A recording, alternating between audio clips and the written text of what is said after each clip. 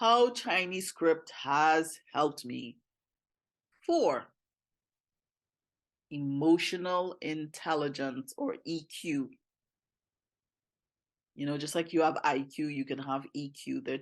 They're different things. You could have IQ and no EQ and completely mess up your life. Or you could have low IQ, academic ability, but high EQ and have a very successful life. So EQ is more important than IQ. Anyway, Chinese script has helped me with EQ. So, for example, the word that you see here is a word for kindness. It combines the element reason with the word for heart. That word for heart can represent your physical heart or your intangible heart, the heart that you use to reason, to think, the bedrock of our emotions and our motives and our innermost truest self, right? That's our heart. So the word for kindness in Chinese combines reason with heart. Why do you think it combines reason with heart? I'll give you a little time to think about that.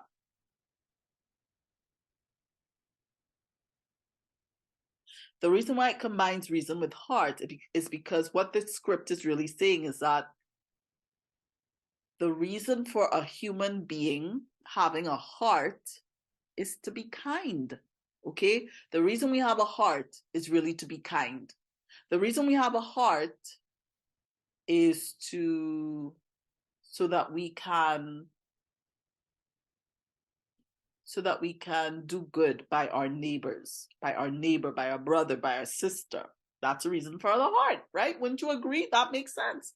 Seems simple, but it makes sense. And obviously, even though it's simple, a lot of people don't believe in this because they don't live by this, or else this world would be a much nicer place. But kindness really is the reason for the heart. And we even see this in the animal kingdom sometimes when you see these really amazing, almost seemingly miraculous stories of animals being unusually kind to each other. Even animals were designed to be kind to each other. The kind of savagery and brutality and kind of, predator eat prey kind of living that we see in the animal kingdom was never something God intended for the animal kingdom. That came about because of the fall of man, right? Once man fell out of the perfection that God had designed for them, they fell into a predatory kind of mentality. But that's not the reason why that's not what God designed people to be like. He designed us to be kind. He designed us to be kind. He designed us to reflect his beauty and his really lovely nature. And God is very kind. He's a loving God. He's a God of the Bible. I think the Bible says, if I'm not mistaken, that he's a God of loving kindness. He's a very kind God. All right. Anyway, we could get into a whole long discussion about that, but I'll end it right there. Chinese script is a wonderful way to learn emotional intelligence. I have a series of books called Heart Smart. I'm currently in the process of upgrading them, but you could always check, on Amazon to see when they're available, or I'll, put up a post or put a little note on my videos here when they're available again. But the very first book in that series focuses on elements in Chinese script that represent the heart.